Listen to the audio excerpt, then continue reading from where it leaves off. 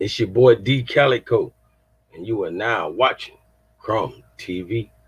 Hey, you are now watching Crumb TV. Chrome TV. Hey, we in Chicago, y'all, and y'all watching Crumb TV. It's your brother, Tim Buck 2. I say, You are now watching Crumb TV. You in Chi-Town finest. You're in Inglewood, always up to no good. man, I'm telling my brother Crumb. You're watching Crumb TV. I'm your humble brother, and you are watching Crumb TV. Reporting live from the Wild Hunter Southside Chicago. And you now watching Crumb TV. And you're watching Crumb TV. Crumb TV, baby. Hey. Crumb TV.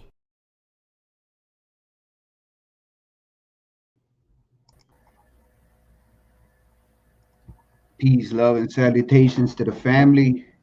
Hope everybody's doing well out there. Sorry about the delay. We gonna get into something real good today that we got coming for you guys today. So hope you guys brought your pen and paper together. So so you could write some stuff down. Maybe get some of the information written down in case that you do wanna address it later on in the future. But we appreciate you for being here. I'm gonna address some of the people that were already here. We started a few minutes before that, but well, before we do that, if we could maybe address let's help Brother Crumb all together keep the lights on here in Crumb TV. All right, and before we do that, Brother Calico, if you could give us a minute. This video is brought to you guys by Kicked Out of Heaven, The Untold History of the White Races, Volume 3 by the brother Keenan Booker. Go help the brother out, and buy the book. It's an amazing book, and and he's a sponsor of Crumb TV, so you'll be able to get to help Crumb in his journey by helping him keep the lights on here. As well is this video is brought to you by Latanya Page Balcom, which she wrote the book Mod 42 Plus God. Please go and check out the book for the Empress. It's a very, very intriguing book. You're gonna like it. And with that said, I do have my brother D Calico with me today. So before we address the first responder, brother, can you tell everybody who you are and where they could find you?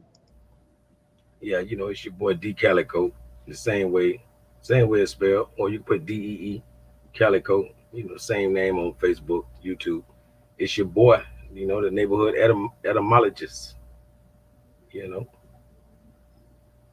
Appreciate you, brother. We have a special one for them today. We have a PowerPoint for them to check out. Just to put some stuff out there, I'm gonna be absent probably from the scene probably for about a good month and a half. Starting in about two to 2.5 weeks. If whoever it is that follows me out there, knows that my wife is pregnant. She is due. So it's gonna be at least a month. She's due in 2 weeks, So I'm in 2 weeks I'm gonna have my hands full, and I'll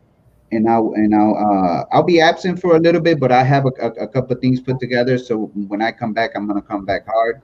But in case you don't see me for a little bit after my child is born, that will be the reason why. But right now, I want to leave you guys with this powerful PowerPoint that I put together. Brother Calico is going to help us out interpreting. Let's address some of the first responders. We have Masik Land HQ 82, Wagwan, Braden Crumb. Wagwan. Peace and love to him. We have Divine Bow and Arrow. She's saying divine greetings. Teeter Harris is saying thanks for the reminder. Spud Tats, peace. Now, these people were here before everything all started, all right? But what we do have for you guys today is the Kybalion Explained. We're gonna go deep into it. I know what you wanted to say. Huh? I know what you wanted to say. Yeah, I know how it deep. was, but Yeah, I we know how gotta deep. keep it mature for the family, Yeah, So thank you for being here, Quantieras in the building, saying peace to Calico and Taz. We appreciate all of y'all. Please be sure to subscribe to Brother Crumb, help him out. Make sure that you subscribe to his channel and to all our platforms, and just spread the message, share everything, like, comment, share, so we could get this to as many people out there as we possibly can. Now, with that said, can we get started with this one, Brother Calico? This is going to be an intriguing one, if I may say so. Um, sure. we've addressed already. Well, me personally, you guys know that I have my own channel as well. You can find me on the Taz Show on YouTube. Please go subscribe. I'm trying to build my numbers up, so that is where you could find me, and you could also find me on Facebook under Tasmaniac Wolf under Operation Wake the Fuck Up. All right. So if you ever see the brand of Operation Wake the Fuck Up, or if you put hashtag Operation Wake the Fuck Up, it will lead you to most of my material. All right. Yeah. Um. Hey, brother, you got to give me a wrench on your channel too. I'm over here Oh looking. yeah, most definitely, most Yeah. definitely. We gonna have to get that one arranged for sure, for sure. Now, if we could start with the introduction. I guess I'll read this one myself since it is from something that I wanted to make sure that the family understood all the way together. Mhm. Uh, but it says, you won't be seeing or hearing anything new today. At the same time, some people might be encountering this information for the first time, but that in itself does not equate to new information. It's been happening and ongoing. Just because it has not yet been perceived doesn't mean it hasn't been ongoing. So nothing in here in this presentation is new or uniquely mine. The old saying, there is nothing new under the sun, means that truth is objective and it's eternal. Reality remains reality, whether or not it's recognized and accepted as reality. All I could do is, with this presentation of this kind, is put in a personalized framework and apply my personal aesthetics to it. We will begin by embracing two old things as one. If I have seen further, it is standing on the shoulders of giants. There is nothing new under the sun, but there is something old we don't know. I'm not the first one to present it to you, and I won't be the last. In Lakesh, in the case that anybody wants to look up what in Lakesh is, it means you are me and I am you. All right, in Mayan. Um, that's pretty much my introduction. I want you guys to understand that this is my perspective about the Kybalion. All right, there is different aspects that everybody embraces, and this is my view on it. All right, and whatever Brother Calico can add value with us. All right. So let's start with first of all, what is the Kybalion? All right, because like I said, this might be information that's new to some people. Some people might have heard it. Some people might not even know that it's a book. All right, some people might own the book. Some people might. Are you aware of you have you read the book, brother? The Kybalion. I mean, I studied Kybalion, but I haven't read one particular book that might be called the Kybalion. I've Right, studied. I'm studied on the Kybalion, on the Kabbalah, all of that. right. So you want to start with this one, brother? Yeah, the Kybalion is a compilation of Hermetic teachings. Same doctrines are based on principles originally explained by Hermes Trismegistus, or you could say thrice majestic. He was three times majestic, meaning he was born three times with all his memory. But the Kybalion provides a master key for students to unlock the fundamental and basic teachings of esoteric philosophy. There are seven Hermetic principles that the entire philosophy is based on. Together, these seven, like we say, the circle seven principles, constitute an explanation of the basic laws that apply to all of creation. I want you to keep that in mind, brother, because I'm glad you said that when you mentioned circled seven. All Mhm. right. Because that is the main thing that I'm going to address here today. That there is one principle. All right. One principle out that is the eighth principle. That is a hidden principle, a forgotten principle, something to add, not to add, but something that is being omitted from the original seven that you know that we know of, and we're gonna address that later on. But with this, we know that it's a compilation of hermetic teachings, all right, and that it originally was explained by Hermes Trismegistus, as Brother Caligo has already told us, and it's pretty much a book. There's is the seven principles, and there's different versions of them. There is not one book that that you could get. But each book has the writer's perspective on what he got out of the seven principles. So every book is intriguing to have. Some are better, some are just any other regular book. But it's something that you might want to look into, and we're going to look deeper into its origins and everything that goes along with it. So the book was written by the three initiates. All right.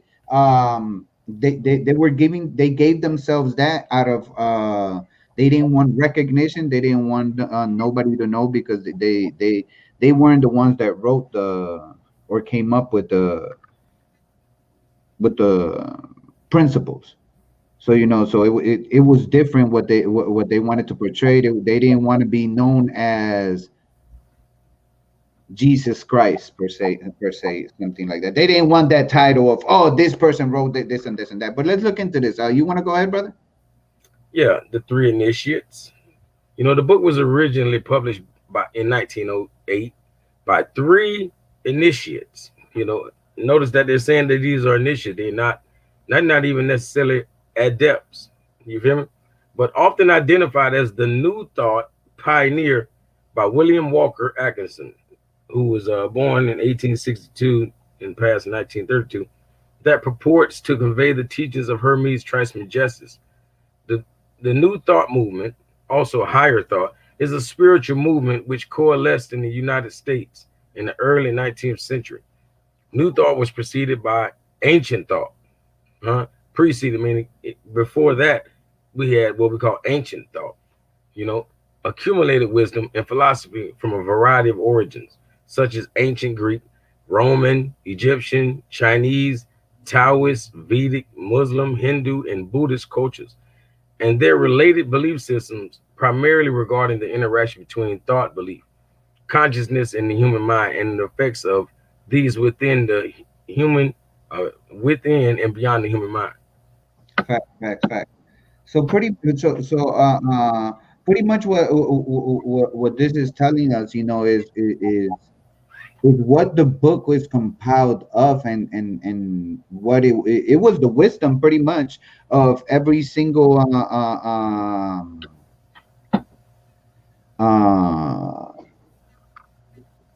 I'm sorry, I got caught up Yeah, reading. all those different cultures like ancient Greek, Roman, Egyptian, My Chinese. apologies. I got caught up on reading Yeah, something, and I'm gonna address something that somebody, well, not address, but I wanted to read something that somebody just posted. But moving on, by that it was compiled by all these ancient cultures that had been here before. Whether it was the ancient Greeks, the Romans, the Egyptians, the Chinese, because all these places around the world have different civilizations. That been around during different times. All right. And during those different times, whether it was Egypt, in Africa, or the Mayans during Central America, the Incas in South America, or the Romans in Europe, the Greek also in Europe. You got the Asians with Buddha and all those other there's other dynasties, of course, but it was a compilation of all this wisdom that they had put into one. All right. So did you wanted to add something, brother? no, I'm following you. I'm with you. All right. Now, moving forward, so the question now is, who is Hermes Trismegistus? So you want to go ahead, brother? Or you want me to read? I mean, I love Tahuti now. I might never let you read when it comes to Tahuti. Go ahead, go ahead, go ahead. But now, the Greek god of magic, letters, medicine, occult. So what they could have put there is the Greek god of magic, hieroglyphs, which led to letters, medicine, or you might well say he's the god of magic, hieroglyphs, herbs, and ancient wisdom, which we call an occult wisdom, identified with Thoth in Egypt, Mercury, and Rome. He was really older than Greece. One of the Aegean great mothers, Aegean Sea, primal serpent consorts, partaking of her wisdom, because he was once a part of her. Like India's Ardhana Rishabra, Rishvara, you know, Argana Rishvarna. yeah, Kali and Shiva united in one body. That's what that is. That's like with Hermes. Yeah, with Hermes you got Hermes and Aphrodite, where you get hermaphrodite, hermaphrodite, meaning Hermes and Aphrodite. So Kali and a Shiva is the Hindu hermaphrodite called Ardhana Shavara. Yeah, Hermes was originally hermaphrodite, united in one body with Aphrodite. Yeah. So, man, this be opening up some doors, right? Because I already be saying like the original would have had to been a hermaphrodite. If we like it or not, they had to have both parts. And we are divided. We are that one body divided upon itself. So now you have two parts. Just like plants, it's the same thing with the plant life. Plant life has two parts, most plants. But then you can make sterile plants or hybrid plants by separating the male and female parts of a plant and making it single. Have to grow by itself. But united in one body with Aphrodite, priests of Hermes wore artificial breasts and female garments to preside over Aphrodite's Cyprian temple. In the guise of the god Hermaphroditus, Hermes was a universal Indo-European god, an enlightened one born of the Virgin Maya. He was the same as the enlightened one, meaning Buddha, born of the same Virgin Maya in India. The Maharidnana. Yeah, that. Yeah. Tantra said Buddha was the same as Mercury, which is Hermes. And I couldn't see the rest of you putting I know her. But the son of the moon, which is Maya, you know. Facts, facts, facts. I added some of this. So who are the Mayans, brother? If the son of the moon, or the moon meaning Maya, you feel me? And he was a son of the moon. That's why he had the crescent moon as a symbol, even though he won that much light from Kansu in the gamble. But Maya meaning moon. So who are the Mayans? I'm pretty sure we know now. They were lunar occultists, not solar occult, but the lunar occult. Facts, facts, facts. And within the PowerPoint, I have links, in the case that anybody ends up wanting to get the PowerPoint from Brother Crumb, be sure to contact him at crumbtvads@gmail.com. But there is links, for certain things, like for example, it says he was really older than Greece, one of the Aegean great mothers. So when we're looking into that one, I have links from encyclopedia.com that could give you some information about this great mother that I'm speaking about within the PowerPoint. All right, as well as what's this Ardhanarishvara, which was the deity that combined with Kali and Shiva. All right, which is a more ancient way to say a hermaphrodite. Right. We using the Greek word when the ancient Tamil word is Ardhanarishvara. Yeah, instead of hermaphrodite. Right. So so that gives us a pretty good concept on what it is that who this Hermes Trismegistus was. All the way around the globe, obviously, a representation of thought. All right, from Egypt. All right, and these were all these other deities were there were supposedly his reincarnation into something else after him, whether it was the Greeks or or the Indians with Kali, Shiva, and the other one, they were all um him coming back. Hmm. All right. So moving now. The original story comes from the tablets of thought. Now there is a lot of books out there, that you could go out there and look. I just this if you where is it at? If you I really really like this book, so that's the reason why I'm speaking in regards about this one. But if you look at the Emerald Tablets of Thought, the Atlantean, you might like the story. If you like the story, then that maybe it's something that you might want to consider. But it is a very good book to read. All right, so the Emerald Tablets was where all this wisdom came from. The Kybalion is a compilation of like the third generation, or probably even further than that. Before that, before the before there was the Kybalion, there was the tablets, which is where everything came from. So if you could go ahead and tell us about the tablets, brother. Yeah, the Emerald Tablet, well, first we can start off with the Emerald Tablets of Thought. The Emerald Tablet, also known as the Smaragdine Tablet Smart Mind Tablet table. or Tabula of Smaragdina, Smaragdina, is a compact and cryptic piece of the Hermetica, which is the Kybalion, reputed to contain the secret of the prima materia, meaning the prime material, you know, and its transmutation. It was highly regarded by European alchemists as the foundation of their art and its Hermetic tradition.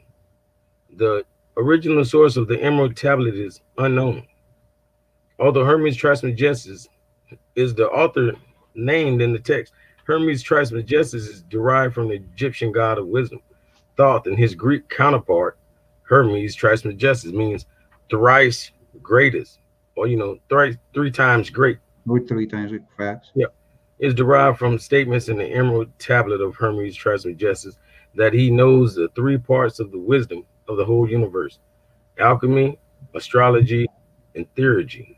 Facts. So this is what this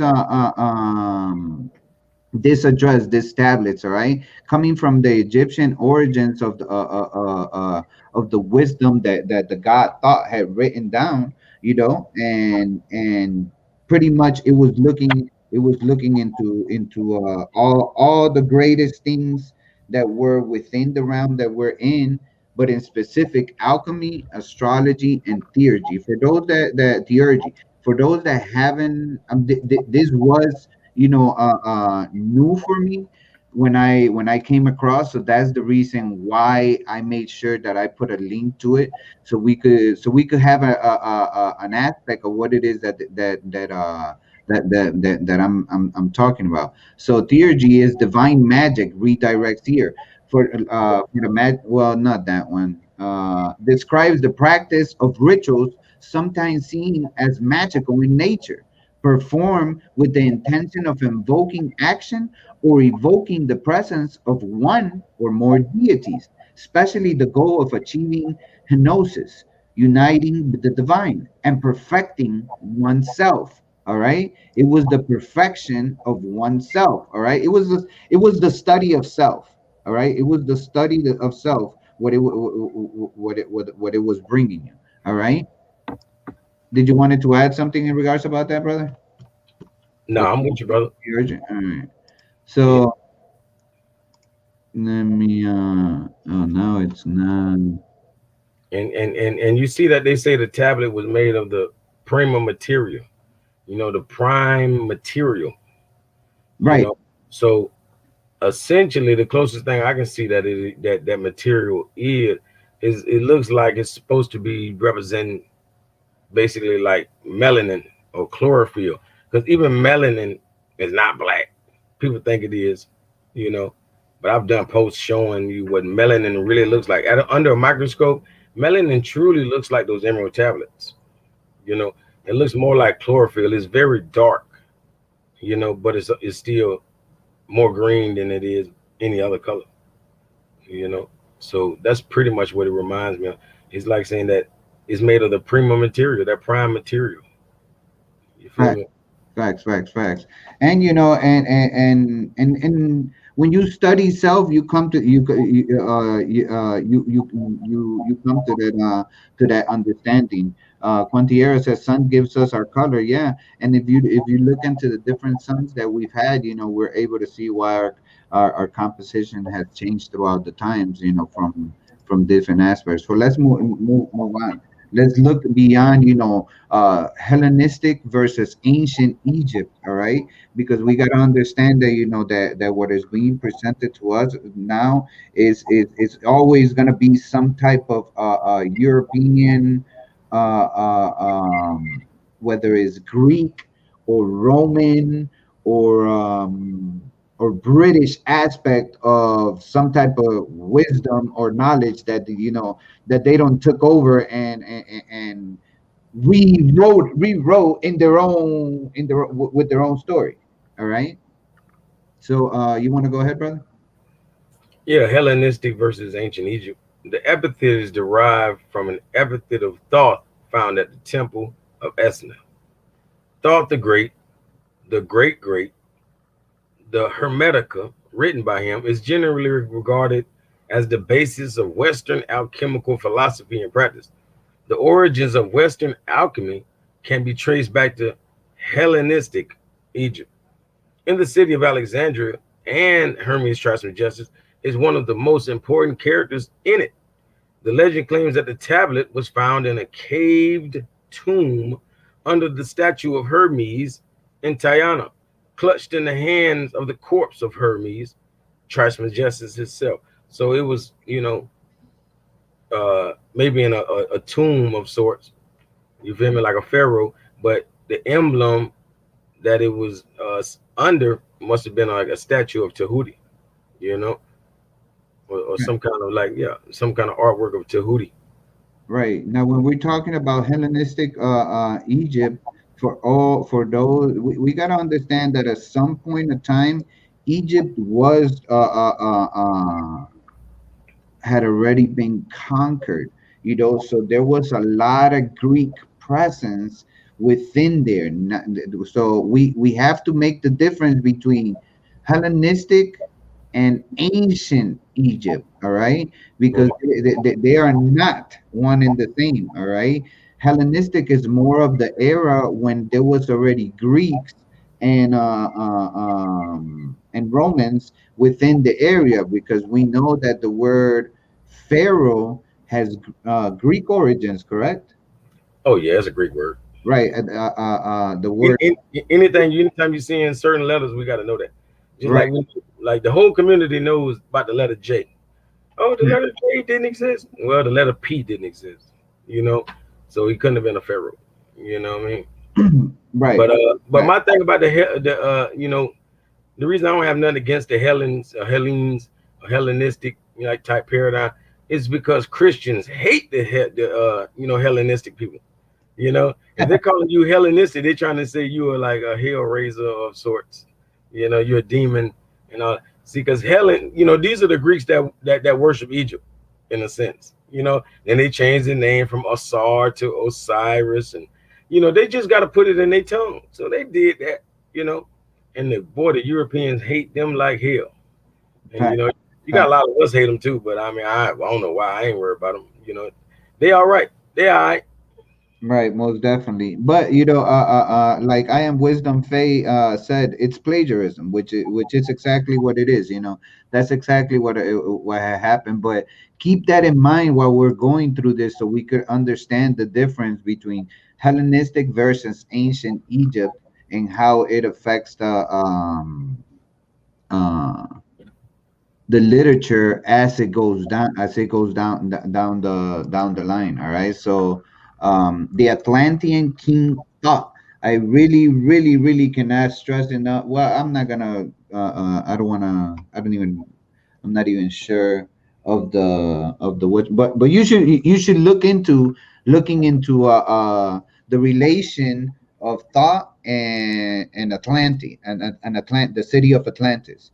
Yeah, Yeah, that's it that's sounds a that's where little, we getting the knowledge. We get the knowledge of Atlantis from thought, right. from these emerald tablets. You know, So it sounds a little, far fetched.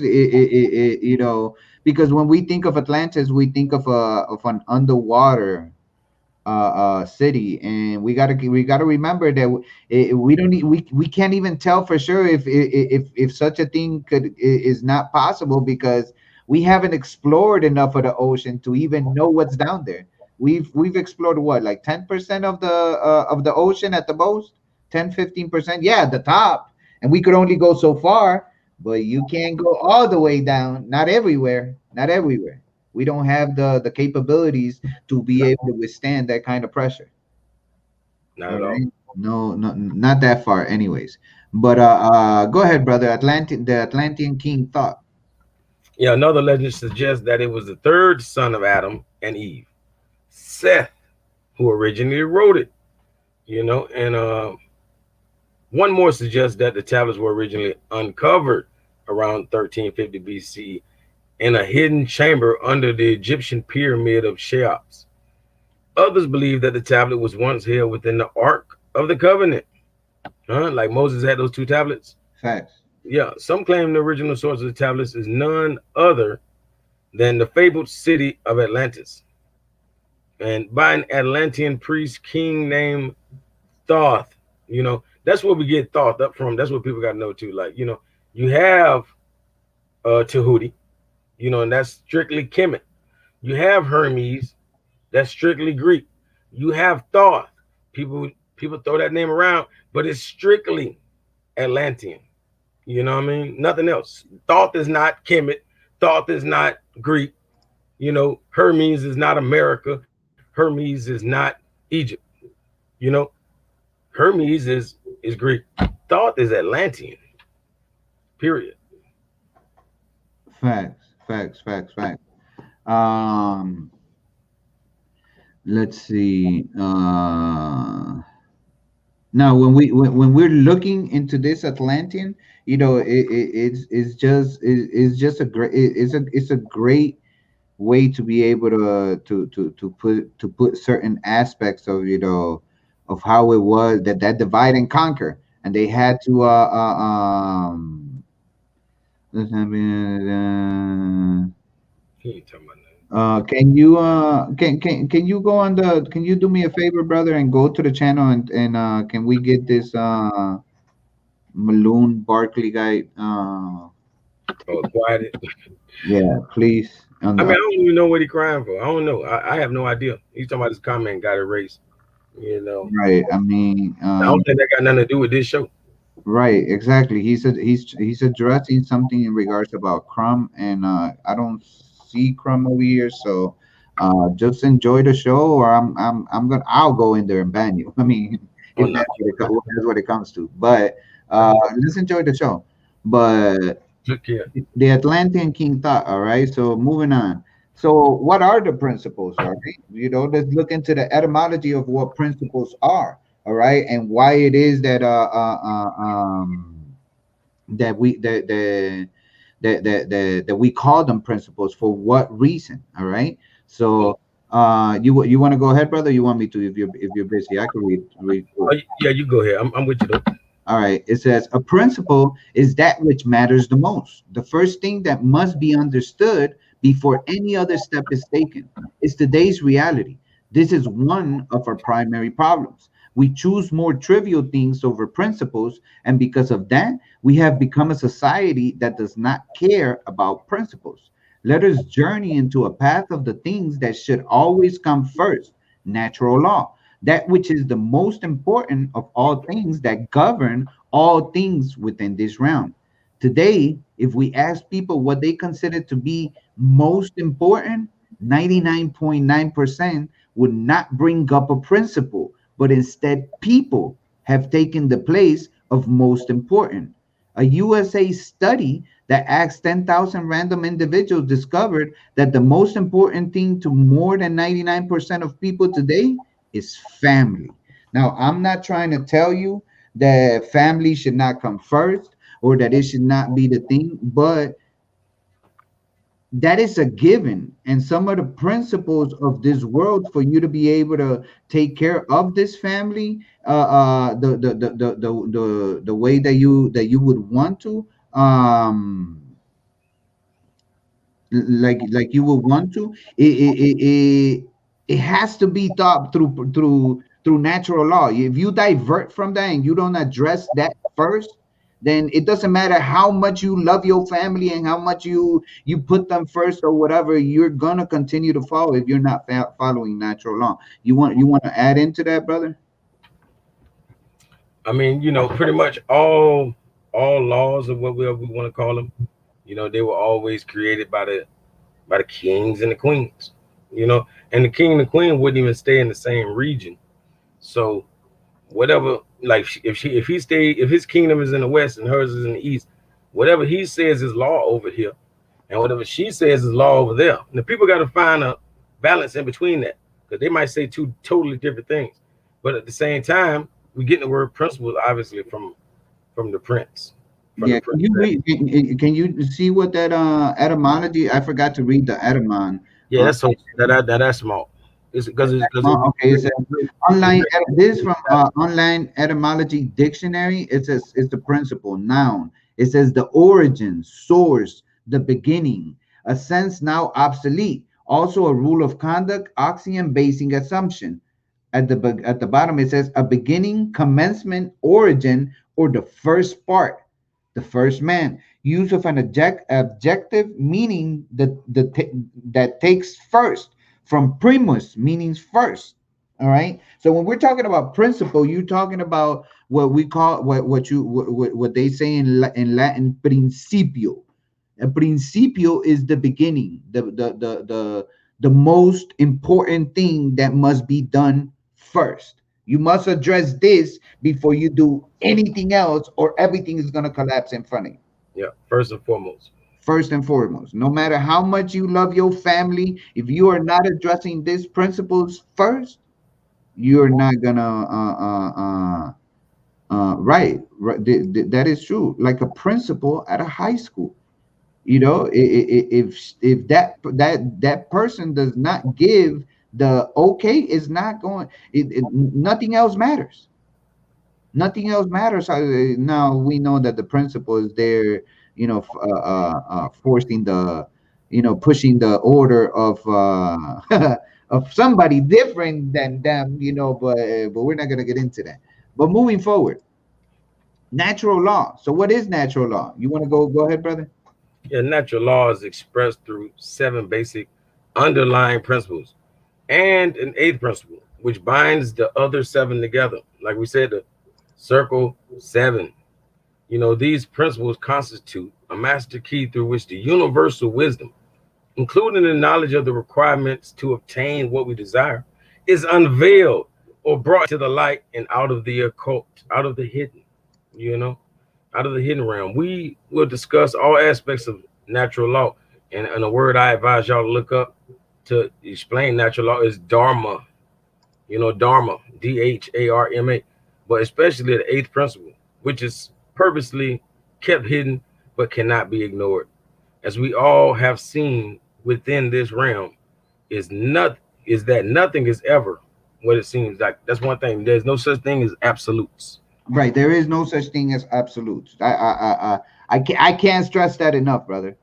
I Yeah. cannot stress that is enough. There is no such thing as the whole truth and nothing but the truth. you know, because there's always gonna be something more to that. But we will be addressing this eighth principle that's being omitted, whether it be purposely or because it's an agenda to fulfill, or you know, or because whatever reason that it might be. But we're gonna address that principle in itself. So here we have the actual seven principles that are within the book on what the basis of all of them are. All right. To shorten everything out, they're pretty much mentalism, correspondence, vibration, polarity, gender, rhythm, and cause and effect. All right. Now, are these are small where you're at to your view, right, brother? Yeah, I can read a couple of them. I see number one, the principle of mentalism. And that's something that you probably shouldn't be watching Crumb TV if you didn't know this without reading this. You don't have to read this, but you better know this. You know, the all is mind. You know, and the universe is mental. So everything is mental. Everything is mental. Everything starts as a thought. All right, and we're gonna go deep into those principles. Number two, brother. Yeah, the principle of correspondence. Once again, if you don't know this, you probably shouldn't be watching Crumb TV. But as above, so below. As below, so above. You know. And Facts. number three, the principle of vibration. And this is when I might start to forgive some of y'all, but you still got to catch up. The third principle is nothing rests. Everything moves. Everything vibrates. Like if it's not moving, it is dead. Facts. It's absolutely dead. You know, yeah. Like the second you stop moving is when you die. You know, there's no way you can hold that much breath. There's nothing you could do to not move at all. Facts. When you do that, you'll be done. But the fourth, the principle of polarity. Mm-hmm. Everything is dual. Everything has poles. You know, uh, just like white and black. We can say, well, we want a cold and hot. These are two extremes of the same pole. It's just like we talk about the government. We like left wing, right wing. They're both wings of the same bird. You know what I mean? So we talk about the same thing with polarity. Everything is dual. Everything has poles or polarity. Everything has a pair of opposites, like an unlike and unlike, are the same. Opposites are identical in nature, but different in degree. Extremes meet all truths. Extremes meet, and truths are but half truths. All paradoxes may be reconciled. Facts. So that means all these different religions we should be able to reconcile, huh? Because there's just a paradox, that kind of leads you to the knowledge of the universe. And we're supposed to be able to, sync them all, or at least reconcile. Facts. Yeah, and the principle of gender is in everything. And that go along with what son and sisters tell me when I brought up the feminists and all that. And she was saying how the world's so patriarchal. I was like, what about these feminists? She said, no, brother, you got to realize those feminists are even being masculine. They're not being feminine. You know what I mean? So you can't blame women or feminine energy at all when you see these feminists, because these feminists are really masculine, parading around, with a female body, of course. But what they doing and their whole actions is masculine. So gender is in everything. Everything Has its masculine and feminine principles. Gender manifests on all planes. So sometimes we got to look at these people in the head, because everything is mental. Everything is the universe is mental. So we got to be able to say something wrong with that person's head. That is a man physically, but he's a woman. Like, look at him. Mentally, he's probably too emotional, whatever the case may be. He's feminine. There's no way around that. But the principle of rhythm, everything flows out and end. Everything has its tides. All things rise and fall. The pendulum swing manifests in everything. The measure of the swing to the right is the measure of the swing to the left. Rhythm compensates. Rhythm always compensates. It's a rhythm to to what is going on within all aspects of your life, no matter what's going on. But go Yeah. ahead, brother. And the seventh principle is the principle of cause and effect. I hope they didn't heard that their whole life. You know, We're gonna go into that one because that's where we're stuck at. We are stuck on the seventh principle where we don't well, we're gonna go into that one. But go ahead, brother. Go ahead. yeah. Every cause has its effect. Huh? For real. You got to know that something's gonna happen if you throw a rock towards a window. There's gonna be an effect. Every effect has its cause. Huh? We can be like, well, why did that happen? Oh, cause your boy threw the damn rock. You know, Everything happens according to law. Chance is but a name for law. Recognize. I can't see, but there are many planes of causation, but nothing escapes the law. Nothing escapes law. You could try to, but nothing escapes law. All right. But those are the seven principles. All right. We're gonna go into each one, one by one, just to get an aspect of what it is that is presenting to us and how it is that each one of these principles is an aspect of what it is that will help us balance our nature within this realm. But go ahead, brother. Let's start with the principle of mentalism. Yeah, the all that we speak of, the all is mind. The universe that we speak of, because we said the universe is the all. You know, the universe is mental. Uh, Thoughts lead to manifestations of all things and events. Thoughts create our state of existence and the quality of our experience here on earth. Therefore, be responsible for everything you create by being responsible for everything that you think. Everything that occurs is a result of a mental state that preceded the action. That's why they get people premeditated, Pre- because they're that is not giving you. right. You know They, what? I never looked at it that way. You right yeah, on exact. Go yeah. ahead. See, they know these law, they know these principles are right and exact, and they're like, hold on, don't nobody do this without seeing it in their mind first, even if it was so-called deja vu. You fed into it. You thought it was deja vu. It was you creating this, and then it made it happen. And then bam, you did them just like you saw in your mind. Like, when he come, boop, okay, premeditated. Just because you're so powerful, and therefore be responsible for everything you create by being responsible for everything that you think. Everything that occurs is a result of a mental state that preceded the action. So it is safe to conclude that for anything to exist, did they say anything? Anything.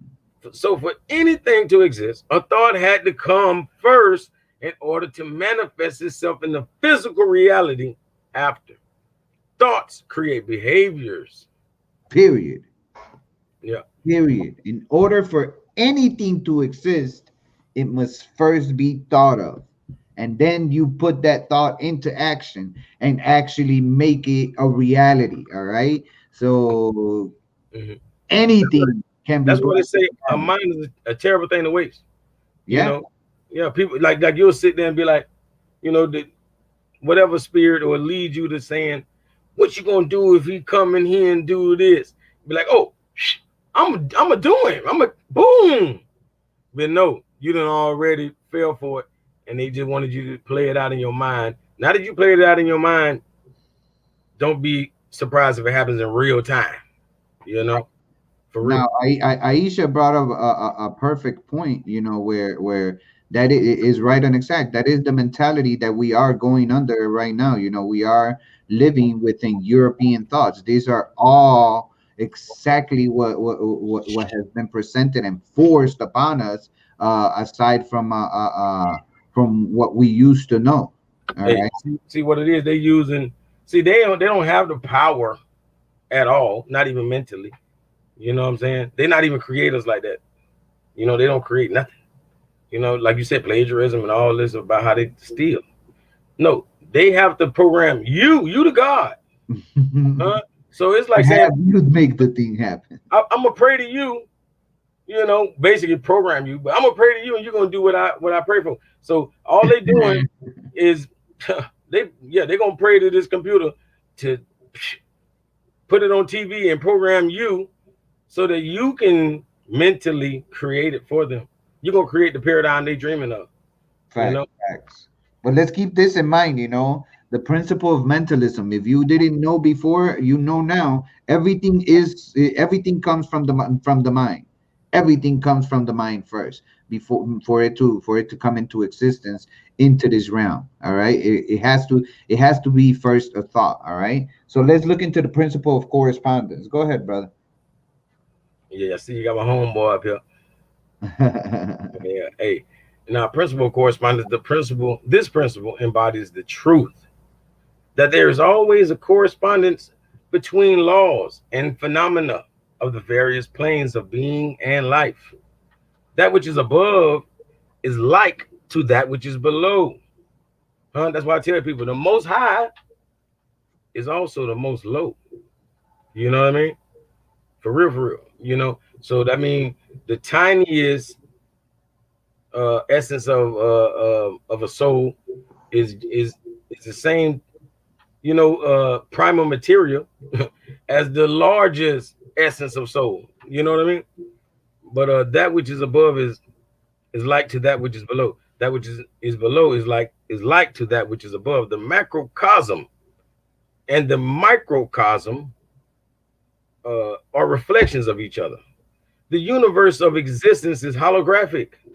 It is self similar across all scales. Everything is a reflection of one collective consciousness and cannot be separated from one another. Facts, facts. Everything that is as above, just like it is above, it is below. There is no contesting that. It's like a holographic existence of what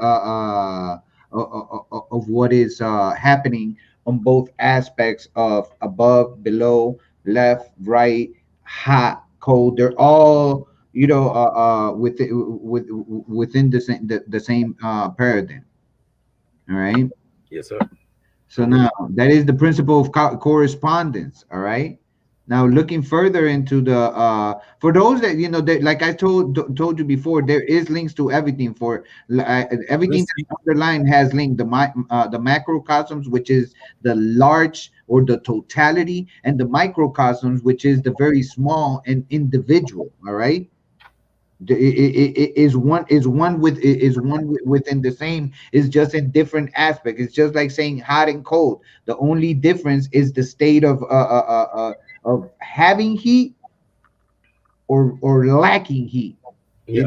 But it's still whatever it is. If it's water, it's still a liquid, Hey, watch this, brother. Like, there is no, and I would like somebody in the comment section to put whatever they think the answer is, but there is no temperature at which hot ends and cold begins. There is no temperature, period, where hot ends and cold begins. There is none.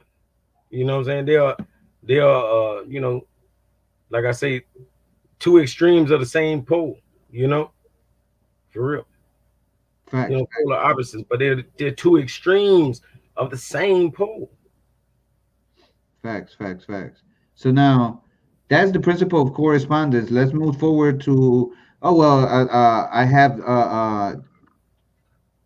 there is some principles that require more explanation than just one slide, so I separated them. When we get to the principle of cause and effect, you'll be able to see, because that one's going to lead us down a rabbit hole. That one's going to lead us down a real long rabbit hole. All right, so sit tight. Hope you're liking the presentation. Please, please, please make sure that you subscribe to Brother Crumb's channel, to all our channels, D Calico on YouTube, to the Taz Show on YouTube, Follow us on all the social media platforms, and share the video. Let's get the likes up there. We got 120 people watching, Yeah, so I smash mean, that. let's get those likes up there just so we could so we could beat the algorithm of all these places, where this is being shown at. All right, we Yeah, appreciate you all you for support. having that in your time. Go ahead, brother. And I'm ready when you are. Oh, this it? Yeah, the principle of correspondence is the second Principle of part. correspondence is a hologram. A hologram is an image of light passed through a flat surface that creates a three-dimensional image. So we in the third dimension, huh? We in the third dimension. And from I mean, for me and you, this makes sense. The Earth is flat, you know, because it just told you. Number one, it's the third dimension, and no matter who would tell you that. All of the globe lovers, they would tell you this is the third dimension. Okay, a hologram is an image, and they tell you, everything is an illusion. Something just a hologram. A hologram is an image of light passed through a flat surface that creates a three-dimensional image. It's a flat surface. It's Earth. Anyway, a hologram can be broken into several pieces that give you multiple equal images, with the only difference being resolution. Only difference will be resolution. It will be an equal replica of what is being portrayed through this flat surface. The image that is being portrayed is just the only difference is resolution. One's crispier, one isn't. That's the only difference. All Well, right. wait, yeah, yep, yep. Go ahead. Our state of being works just the same. The universe is within each individual, and the entire existence is like an individual. It is. It's all one. That's why you'll see like the Hindu, they'll show you the God, and they'll show you like 30 faces behind them. You know what I mean? Like all to the side, you just see more faces. Really showing you how many avatars they came from. And pretty much this is still showing you the same thing too. When we think we've seen this hologram and it's just a different resolution, no, that's just you in a different avatar. But all of those come together to focus on the one that you're in today. On this holographic universe. And where my universe is within each individual, and the entire existence is like an individual. They're reflections of each other. That's why we always, say, you're my reflection. Right. That is the reason why I say in lock edge. All right, because we are reflect. You are me. I am you. We Yeah. are a reflection of one another. All right. Yeah. And to know how the individual works will assist in understanding the universe. The same way to know how the universe works will assist in understanding how the consciousness works in each individual. This is what or where, to me, occult wisdom manifests, or this is when. Facts. Facts. Facts. Facts. So in order for you to understand yourself, you have to understand the universe. Mhm. In order to understand the universe, you have to understand yourself, because the universe is within you, is within us. All right. So that is the principle of correspondence. Once we learn, that's the reason why we can't see the skies the way that we used to before, because now it's not a good thing for the elite for us to be watching these different patterns within the sky that are happening, these alignments, because we're gonna start questioning why it is that that those things are occurring over and over and over again. All right. So let's move on. The principle of vibration. Go ahead, brother. Yeah, nothing rests. Everything moves, sucker. But everything vibrates at the most fundamental level. See, that's the thing I tell people about, like, let's say a rock or anything. Basically what we think we're looking at something solid. It's just vibrating on a level, but it's vibrating so slowly. Or basically the elements within it are orbiting. They're orbiting, and they're just orbiting so slow that we can't notice it. But if you put two different elements together, like copper and iron or whatever. Now you're gonna make the orbit, or you're gonna unorbit the electrons, and all of a sudden you're gonna get electricity. Phew, you know what I mean? But it's really already there. You know what I'm saying? Just when you put those two elements together, all of a sudden you unorbit it. So it's all sitting there vibrating and orbiting, the elements are, but it's just at such a level that you can't see it. But you put another one next to it, you'll snatch it up out of there, and you'll know you're dealing with that power. Right, but right. Nothing rests, everything moves, everything vibrates at the most fundamental level of the universe, and everything which comprises it is pure vibratory energy manifesting itself in different ways and forms. The universe has no solidity, none. It be slowed down, what we call a low vibration, but it's still not solid. As such, matter is merely energy in a state of vibration. So when you think it's solid, the state of vibration is just right. It's just vibrating at too fast of too slow for us to be able to see it. Yeah, or too slow. Yeah, because even too fast. Too slow. Yeah, because even too fast, like you say, we still don't quite see it, because the sun is supposed. No matter how fast or how far the sun is still moving faster than we realize. By the time you think it's here, it's there already. You know what I mean? Just like a plane. Oh, this plane is still over my city. No, that plane is over 3 more cities. It's way up there. It's gone. But yeah, this gives us the assertion that death is a human concept. Death is a human concept. Go ahead, brother. In which we equate the non-movement of the body as the end. Ain't that some crap? But that is far from the truth. We cannot attend one place on the universe where we witness something completely at rest, making death an illusion and a human construct. Everything consists of atoms, and they are never at rest. Regardless of the form the energy has taken, chaos lays beneath the layers of what we comprehend as solid, especially in the electron level. Comprehension of this allows us to realize we are within a spiritual construct with the sole purpose of learning and experience. That's why we always say we are gods just having what? A human experience. Definitely. We have Aisha's asking, what's the email? You could contact Brother Crumb at crumbtvads@gmail.com, and he'll be able to help you get this PowerPoint. I really did put a lot of effort into this, from different aspects. This didn't just come from just me. I mean, I read the Kybalion as well as the Emerald tablets. All right, different versions of the Emerald tablet. This is green, so it's not going to show it too much, as well as the Corpus Hermetica. All right, because that's the origins of it. All right, well, not the origins, but that was the secondary place where they put these places at. And then that's how we came about that we grabbed from the Book of Thought. All right.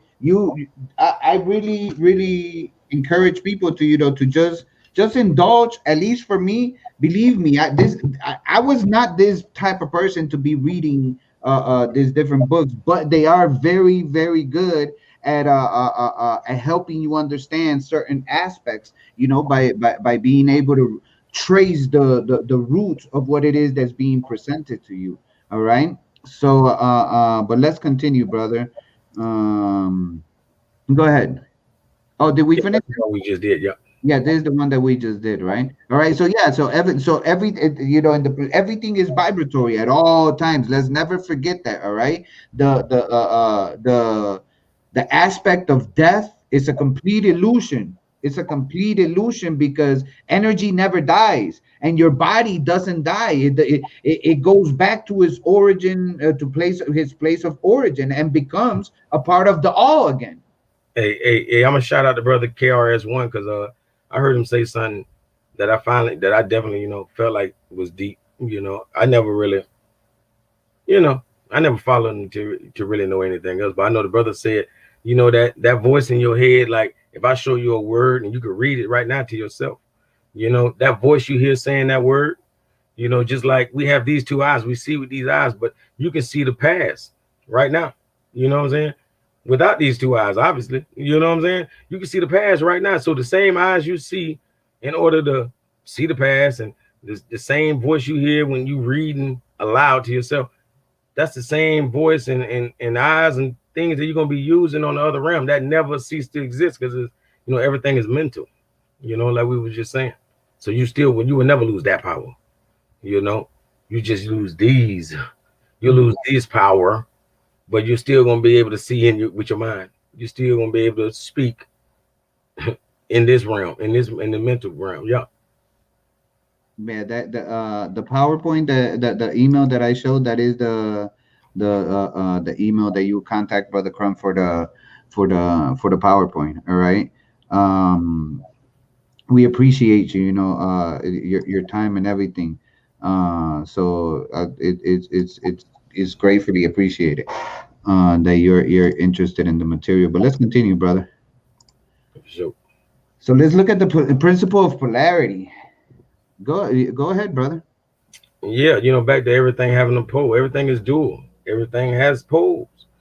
Everything has this pair of opposites. Uh, like me and Taz opposites, and then look, we still brothers. You know what I mean? So we could be two extremes of the same pole and still come together and know that we the same. You know what I'm saying? Everything has pole. Everything has this pair of opposites. Opposites are identical in nature, but different in degree. Extremes meet. All paradoxes may be reconciled. A great example would be, are hot and cold really opposites? In reality, they are one and the same, with one having the presence of heat energy and the other the absence of heat energy. It is easy to conclude that both are energy manifesting itself in different degrees and concentrations, with or without. At our level of perception, we consider both opposites, but at the fundamental level, they are one. The same is found with knowledge and ignorance. Truth is always present, but perception depends on if you process the information and embrace it or ignore it and refuse it. Facts, facts, facts. So everything has its pose. It doesn't matter what aspect you're looking at it. You might want to say, oh well, this is up and that is down, but you never be able to prove to yourself that they are that they are different in nature, because I mean, they are different in nature, but that they are not equal to each other just because they're different in nature. All right, because everything that is above is below. So let's not forget that. And now that we know that everything has polarity, when you look into the aspect and the fact that, like the example that I give with water, or hot and cold. All right, are they truly opposites? And they're not. The only difference is the presence of heat, with heat or without heat. All right. I say, So you want to add something else, brother, or should we continue? oh, I'm with you. Go ahead. The principle of rhythm. All right. Let's look into the principle of rhythm so we could understand what it is that this rhythm that presents itself and manifests itself in all of our reality. All right. Go ahead, brother. Yeah, everything flows out and in. Everything has its tides. All things rise and fall. The pendulum, they sound like a song, don't it? The pendulum swing manifests in everything. The measure of the swing to the right is a measure of the swing to the left. Rhythm compensates. Everything has a rhythm to it, or a swing. All things rise and fall, and we can experience that there is tendencies that exist in energy. This principle embodies the truth that in everything there is manifested a measured motion, to and fro, a flow and inflow. Between the two poles that exist in accordance with the principle of polarity previously examined, we can presume there is always an action and a reaction. Like they say, so for every action, there's an equal and opposite reaction to everything without prejudice. And I know it say advance, I couldn't read it. Oh, my bad, my bad. Advance and a retreat. this natural law or this dharma manifests, through karma. That's some other stuff for y'all. But anyway, the natural law manifests itself in creation and destruction. We must learn to master it so we can use it instead of being used by it. Facts, facts. So everything has a rhythm, all right, and that rhythm stays within the pose that we find within the polarity of all things, all right, all Mm. right. And we find this polarity even within us, man, woman, you know, different pose, Yeah, but same energy, all yeah. right, See, man. and no, no, no, put it like that. We looking at it as Hermes, Aphrodite, Kali, Shiva. No, it's hermaphrodite. You know what I mean? That's the true body. You know what I mean? When these when this Ida and Bengala connect, this masculine and this feminine. Facts, facts, facts, facts. So let's go into the next one. The principle of cause and effect. This is where we start going down the rabbit hole, and we start and be ready, family. Be ready because when I come back, the first thing that I'm gonna drop it's a PowerPoint. It's gonna be at least a 2-3 part PowerPoint about the Matrix decoded. Well, I haven't really sold myself on the name, but it's gonna be breaking down the whole Matrix movie, the movie of the Matrix. We're gonna go into that movie and we're gonna go down that rabbit hole. Where we're gonna follow Alice's little ass and see where she leads us to, but expect that as soon as after my child is born and I have done what I need to do with my wife, expect for that Matrix PowerPoint to Yeah. be dropped And speaking of, and speaking of Neo and company, whatever, Neo means new. You know, so he was new, and that's essentially like the writers of the Kybalion. They were initiates. They were new. They were Neos. So they were like the three Neos, and they created the Kybalion. You know, but yeah, yeah, you get deep. You gonna, I'm gonna definitely have to holler at you about some of that. Most definitely. We gonna be ready for it to bring it on Crumb TV. But go ahead, brother. The principle of cause and effect. And as a matter of fact, before we even go there, there's a about a 30-second video of a scene You in. sure? You sure Huh? you want to do that? You sure you want to do that? Oh, they might silence the thing, right? Yeah, they're gonna make us trim it out later. You know what I Yeah. mean? Okay, You family. want to Well, explain, you want to explain what the scene was? What is that scene all about? What movie is that? the The Matrix. scene is well.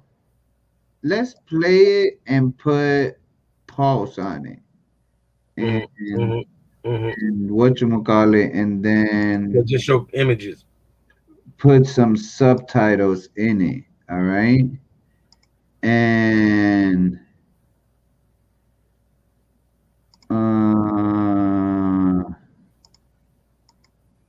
no, so I lost the what you call it, the exact place where it's supposed to be at. But it is the scene where Neo is going to go see the key the he's searching for the key maker, and this guy has the key maker, all right. This guy has the key maker, and he's telling them, that there is nothing in this world other than cause and effect. And and Morpheus tells him, no, everything starts with choice, and we have to understand that choice, we get to make the choice of whether to go right or left. It's all mental. Path of right and left has already been written. It doesn't matter which one you take. You get to choose the path, but if you choose left, that path is already written. Whatever you're about to experience, that's already been written, because Mm-hmm. they had already anticipated that if this was chosen, then this were going to be the consequences or the reaction to your action, which was to choose to go left. The Yeah, path was already, it was already written in stone. So if you want to look into this into that specific scene of the Matrix, you really understand the principle of cause and effect from his point of view. Not that he explains it deeply, but his point of view. But go ahead, brother. Can we read this? yeah, we just did. Oh, we Did read it? Okay. Oh, every cause has its effect. Every effect has its cause. Everything happens according to law. Chance is but a name for law not recognized. When people be like, "Oh, that happened by chance."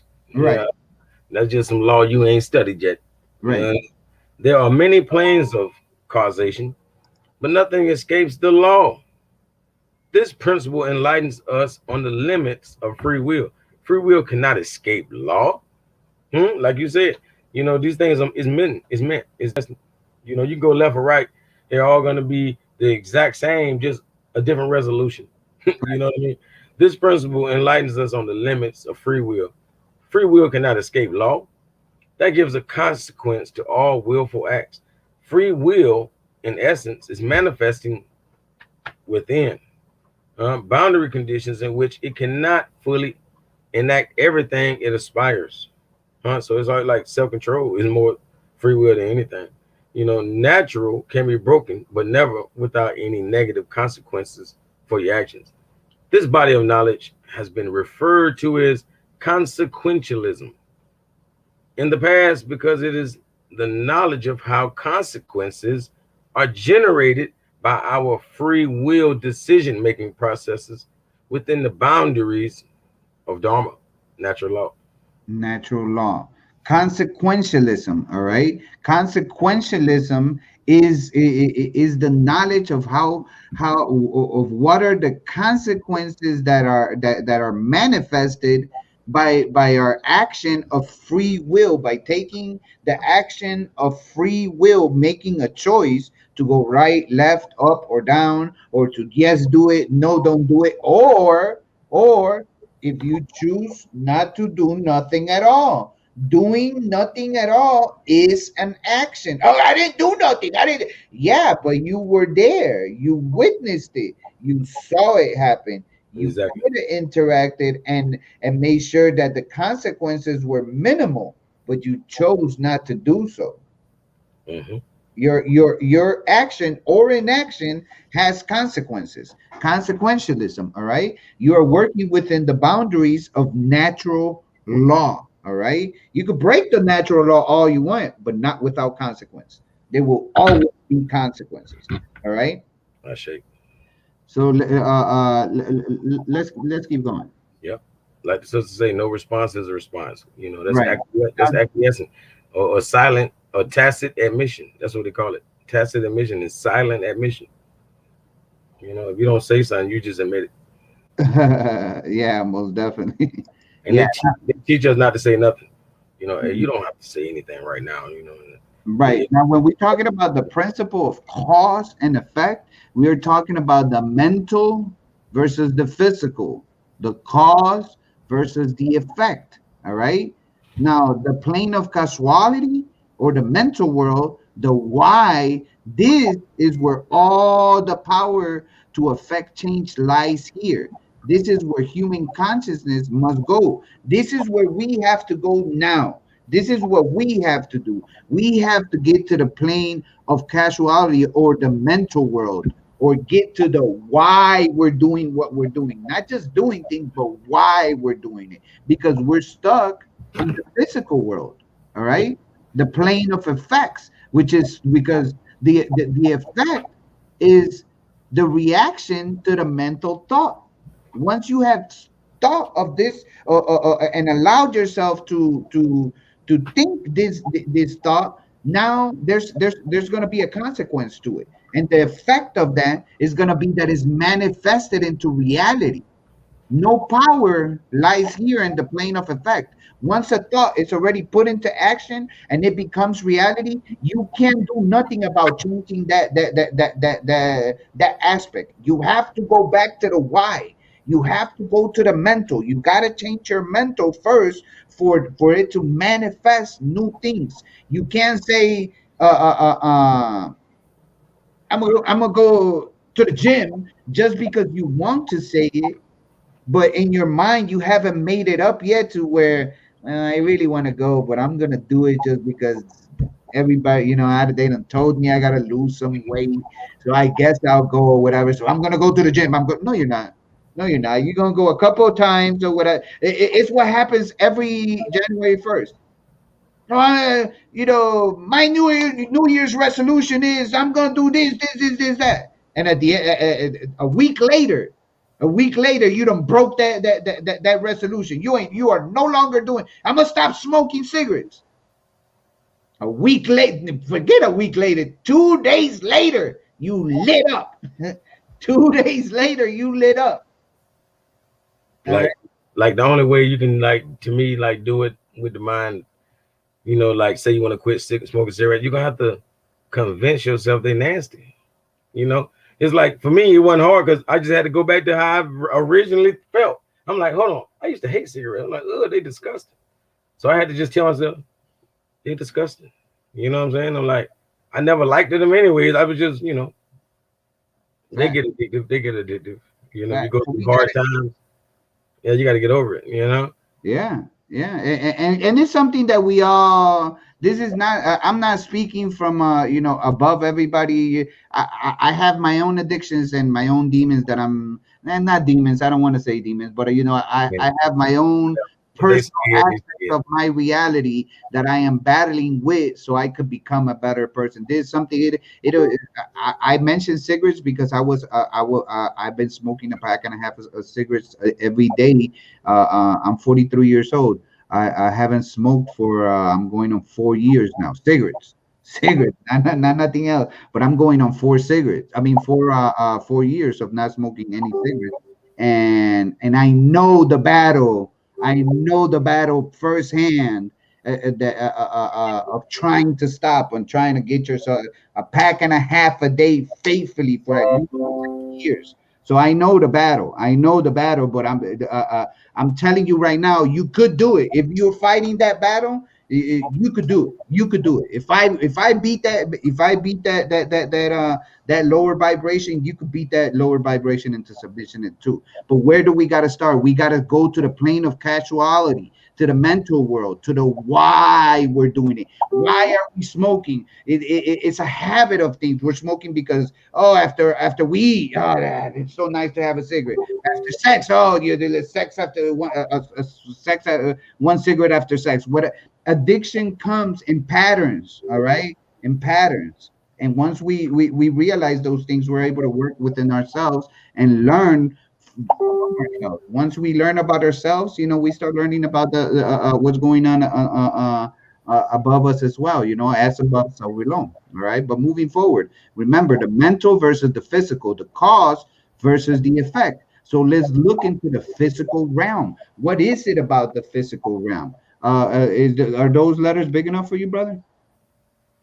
Yeah, the physical realm, the plane of effects constitutes that which has already occurred. As such, no power to create change lies here. So, in the plane of effects, constitutes that which has already occurred. It's already happened. Right. As such, no power to create. You can't create nothing. When it's too late. You wait. It's been created. You're at the finish line. You trying to tell yourself, "I'm gonna win this. I'm gonna win this. I'm gonna win this." Right. Like, it's too late. Yeah. And it has become that which is truth and cannot be undone. Human consciousness is trapped within the plane of effects, meaning that humanity as a whole remains ignorant of the underlying causes which they themselves set into motion and lead to self-inflicted suffering in all our lives. What does Brother Crumb always say? That the first toes that he ever stepped on was his own. It's our own actions that make this realm be how it is right now. Once we mentally make the decision to change, that's when it happens. But go ahead, brother. Suffering all our lives. Let us not forget that consequences are not bound by time. Not bound by time. Karma is not bound by time, basically, huh? The Right. karma precedes the consequence. We will not experience the effect in a quick manner. There is a sort of time lag while the effect we have generated takes shape. Our That's why. biggest, I'm sorry to cut you off, brother. That's why I have that little picture on the top where the little dude, he's just sitting there like, yeah, I'm just it's gonna all put good. up this domino right here, and it's nothing gonna happen. Look, Yeah, they yeah, told me not to drop it, and I dropped it, and nothing's happening. Your consequences are not gonna be immediate. hmm You're gonna feel that later in the future when you get slapped across the head. All right. You hmm think you're gonna take these thing that they're trying to stick in us right now, and just because nothing happened, that you're all good. You're not all good. All right. You don't know what's gonna happen 10 years from now. You don't know what's gonna happen 15 years from now. All right. It might nothing bad happen immediately, and you might have some simple reactions. But yeah, keep thinking that. Keep thinking that. But go ahead, brother. yeah, for real. But yeah. Then we okay. Where was I? Our biggest mistake today stands in the fact that we are collectively experiencing in the aggregate instead of the individual. Facts. Mhm. So consciousness manifested itself in different ways to grow beyond the limits that perfection sets in place. We have, as a whole, combined again, but under a much lower form of collective consciousness.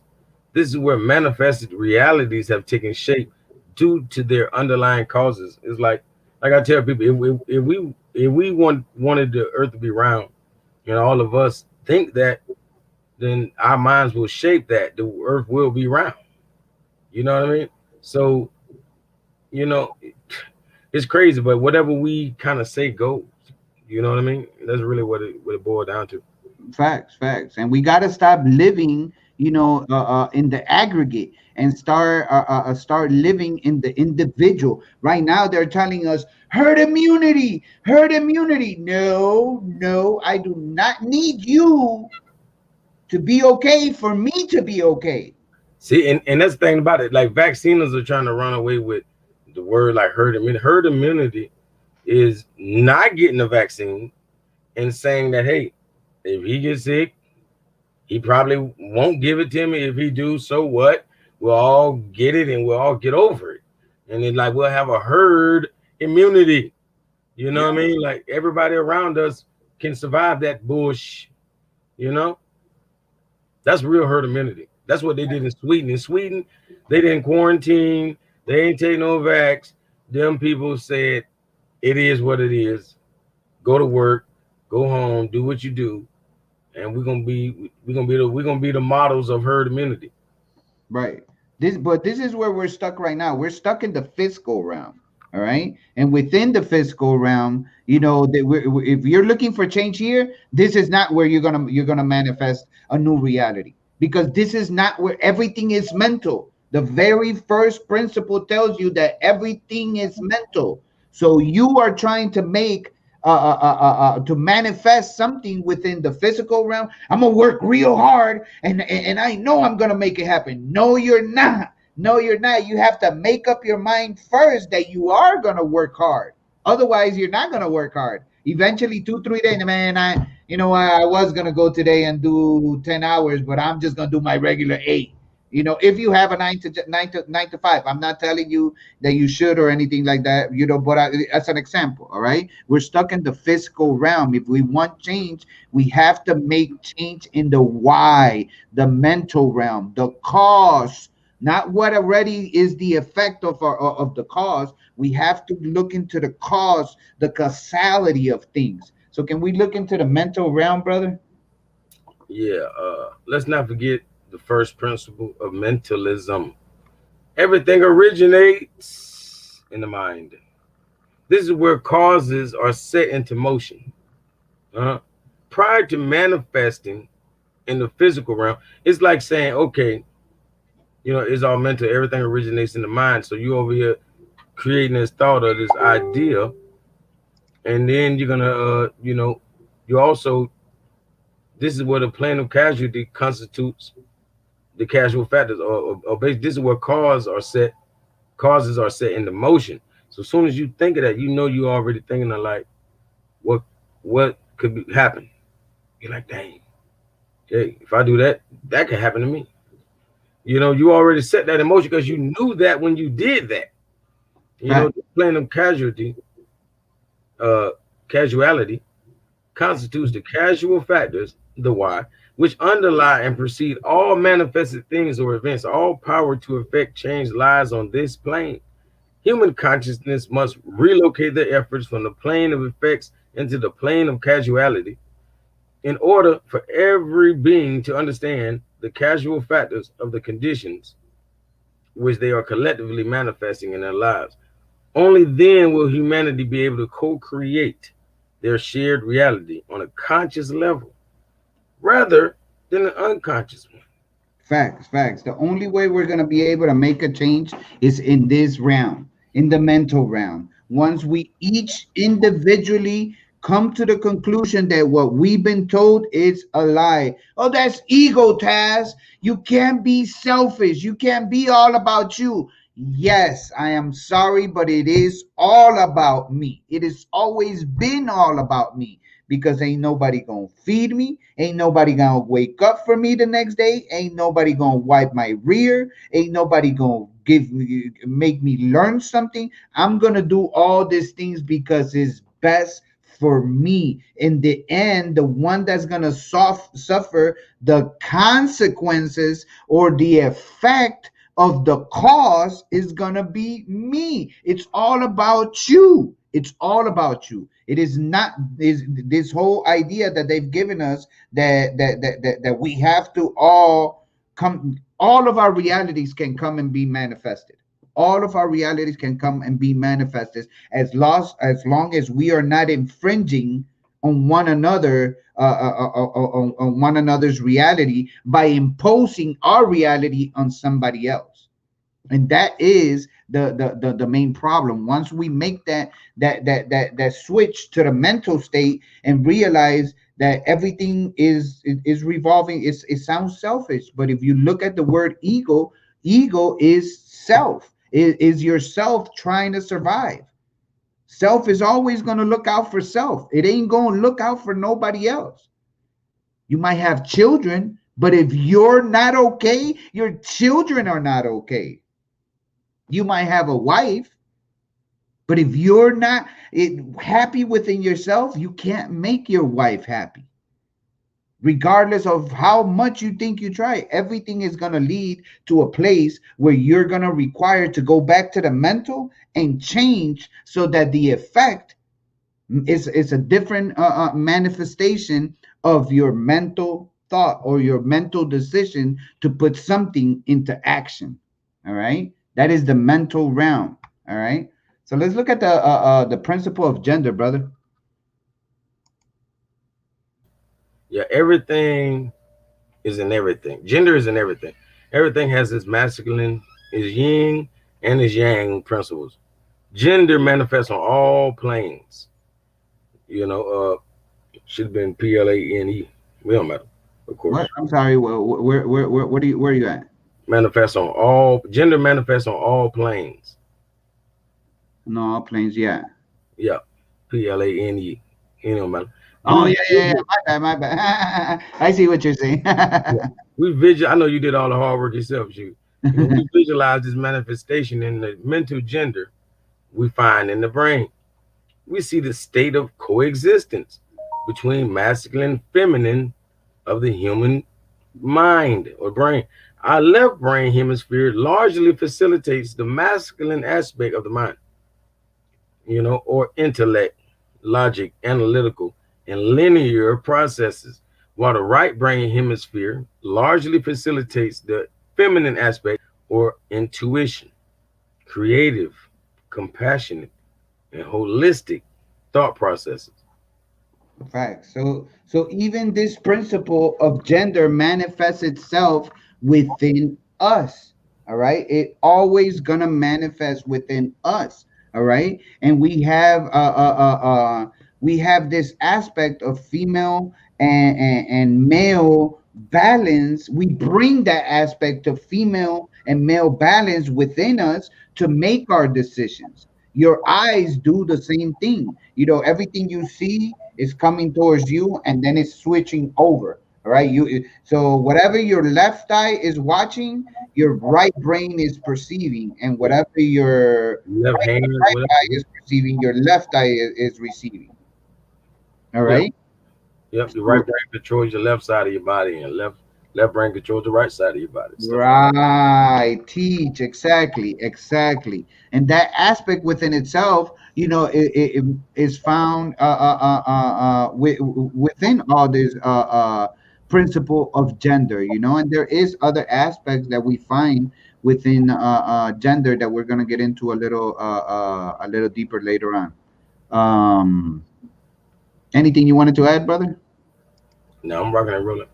All right, But so let's address this lost principle. Let's address because we've addressed all the seven principles, you know, the previous seven, but let's address this lost principle. All right, and realize that there is something missing.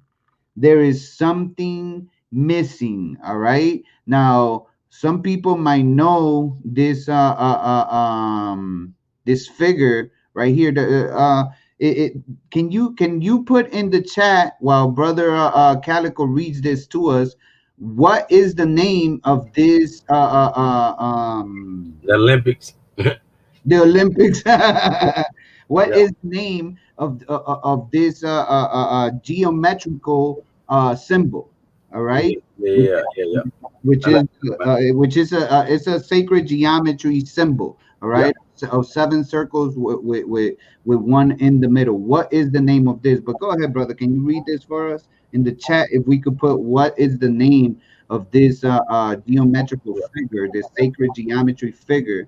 What Yeah. is the name of And I know from that shape you get all shapes. But fact? Fact. the missing principle can be observed on all things, but it is not being exercised, and therefore it is lost. Life in all forms of manifestation must be contained. It must be protected from outside interference. An ecosystem can only survive if nothing can interfere with what has been set in place within an enclosure. So now that we have studied the seven principles of natural law, let's manifest back to its origins. What holds everything in place? The primal material. What holds everything in place? All right, life has to be contained. All right, if we see the little white dude at the bottom left hand corner, I can't think of the dude's name, but oh, I got a link to him. His name is David Letterman. All right, what did Letterman do? Built this ecosystem in 1960, and the last time he watered it was 1972 before tightly sealing it shut as an experiment. This ecosystem is still thriving today. To this day, he's never had to add water. He's never had to add nothing to it. He's never had to interfere with the ecosystem for it to survive. Not one bit. Everything was within it already. The dirt that it needed, the amount of water that it needed. Once everything was put within the ecosystem, it continued to thrive and recycle everything over and over. All right, that's one example of an ecosystem that I'm very impressed by, and you could try it yourself. All right, you could try it yourself and realize that we live within a closed system. All right, there is nowhere to go. We lived within an ecosystem, and an ecosystem can only survive with boundaries. All right, with something that holds all of life together within it. So, Taz, what the hell does that got to do with what you're talking about? Well, what we're talking about is the container of this symbol right here. The brother said, is it the flower of life? close Yep. is the The seed Fibonacci sequence. is the seed of life. All right. The name of it is the seed of life. All right. Because from this sequence comes everything. But the seed of life has a eighth circle around it, which is containing all of creation within it. All right. The seed of life, or the Genesis pattern. We know, we if you don't know, now you know. Genesis means the beginning. All right. The genes. All right, brother, can we read the seed of, or you want me to go ahead if you're doing something?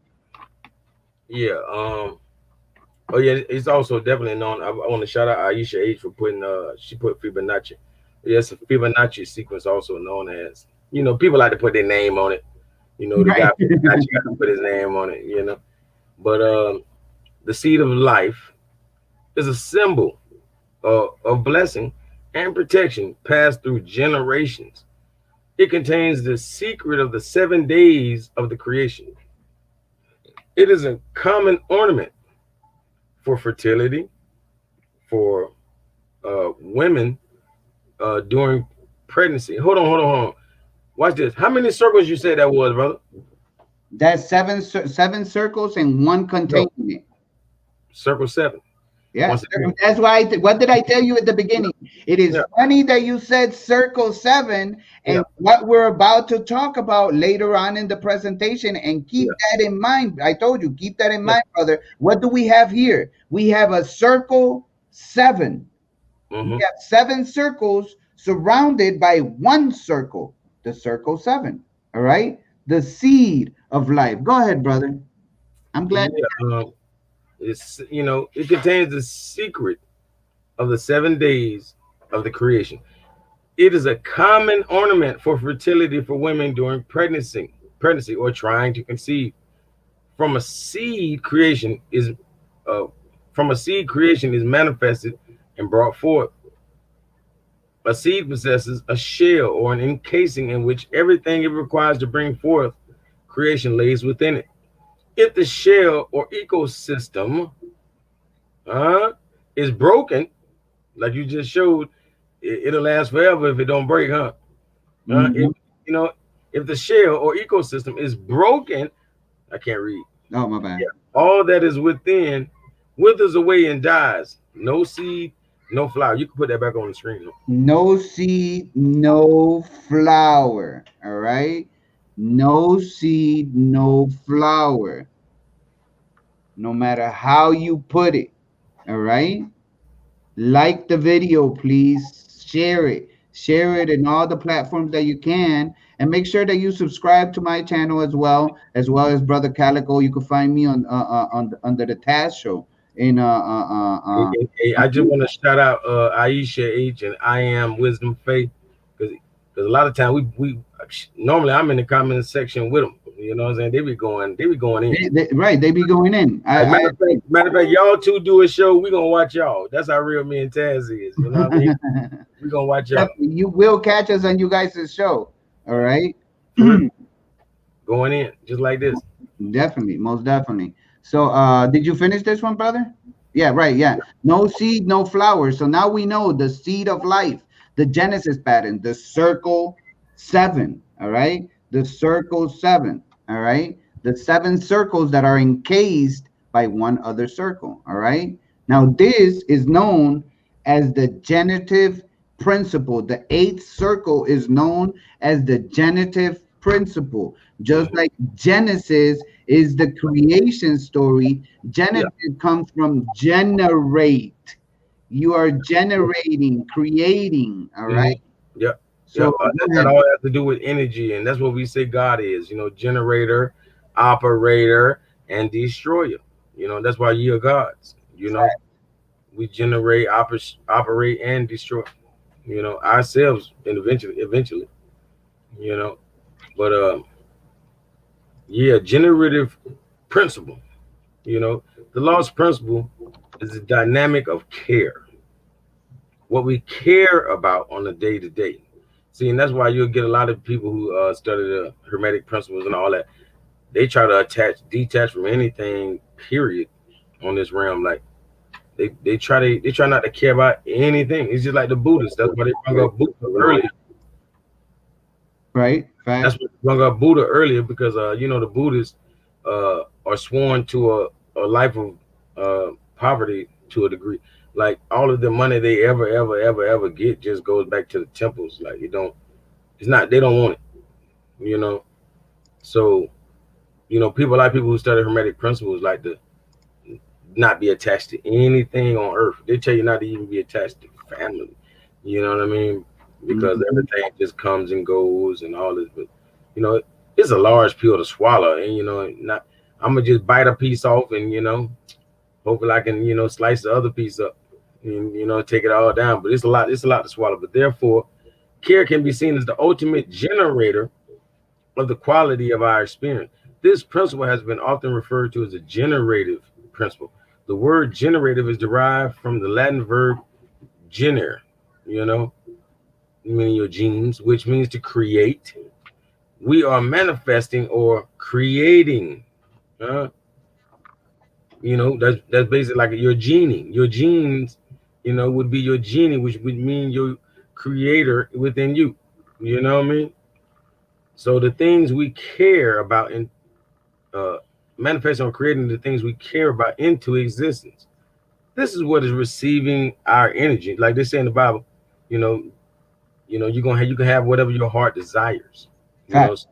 this is what is receiving our energy, and we're focused on the things you care about the most. Get our undivided attention to later manifest in this realm. This is one of our greatest failures today. Plain and simple. We just don't care. We just don't care. You In know. order for us to do something, we have to care enough about it to do it. To Hmm. do it, you have to make up your mind. You have to fight your true self. You have to fight the greatest foe you ever fought. You have to fight Goliath. You have to be David.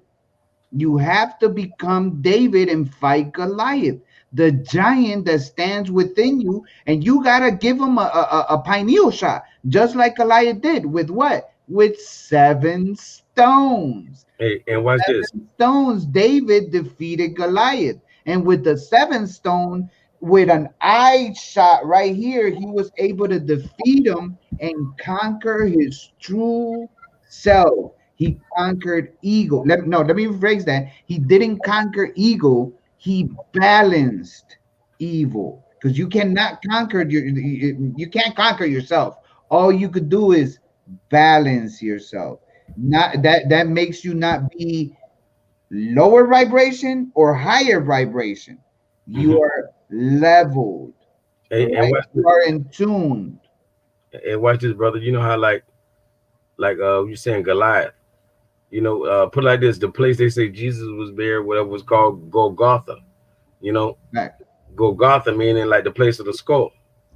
You know, so it's like saying that Goliath is just really referring to how large his head was.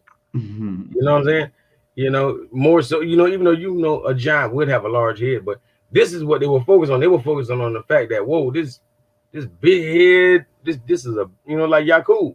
Yakub probably was a Nephilim or something, you know, and he probably was recognized for having such a Goliath skull, a Golgotha. You know what I'm saying?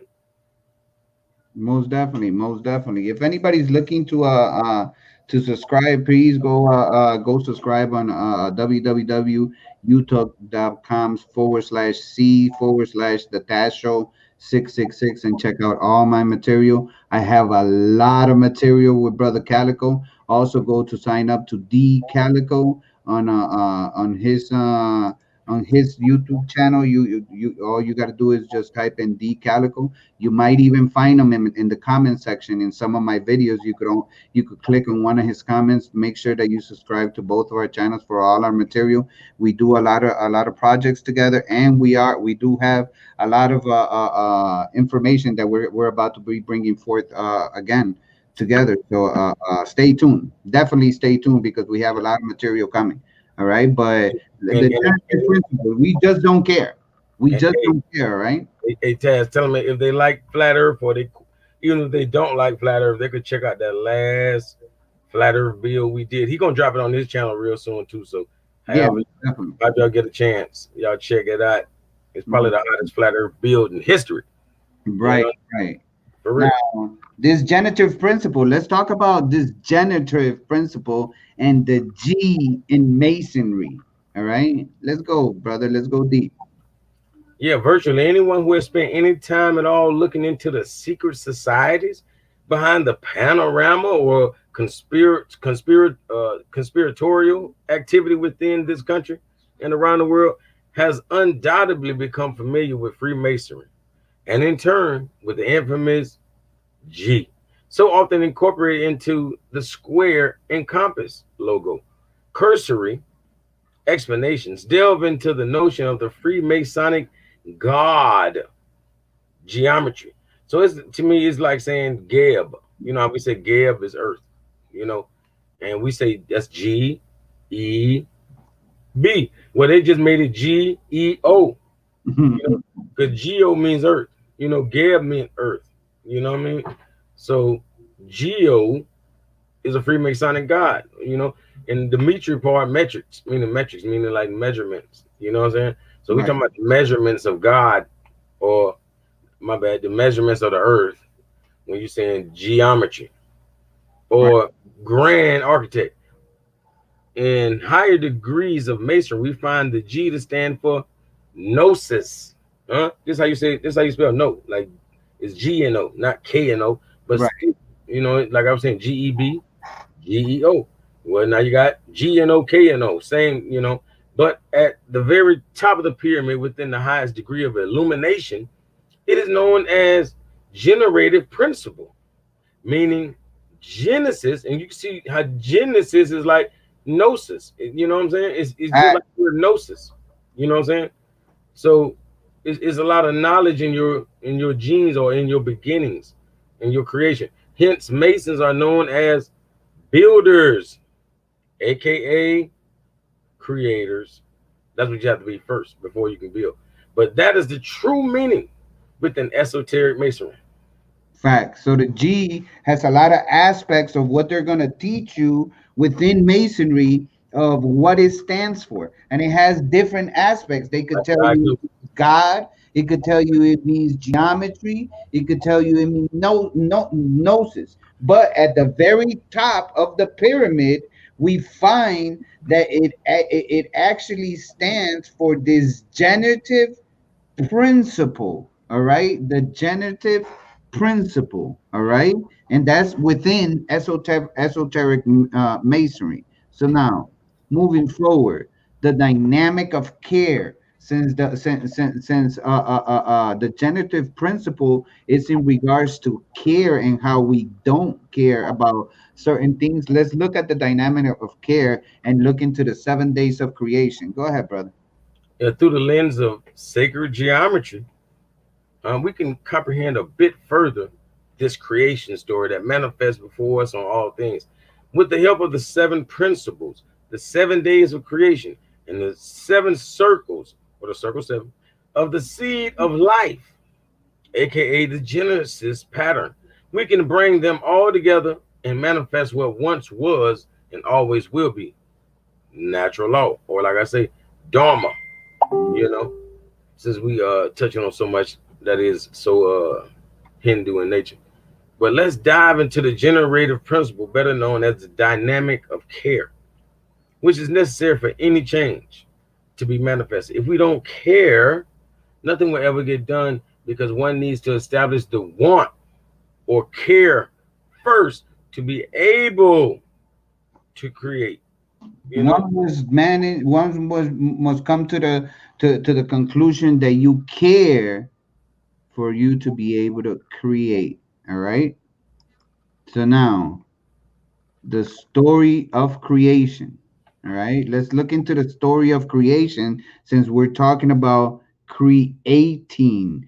And we're rounding up. Are you still fine, brother, or should we leave the rest for part two? What do you think? We're rounding up in 2 hours in about 6 minutes. are To, we halfway there, or we almost done? we are on 30 out of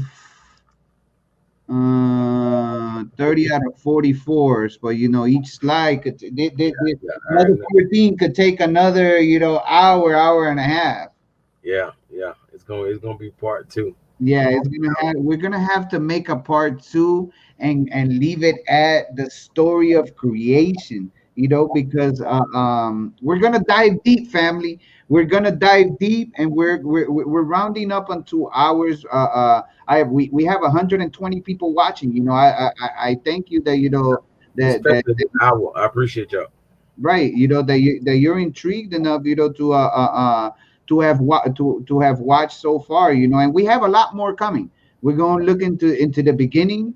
We're going to look into Vesica Pisces. We're going to look into the creation of life.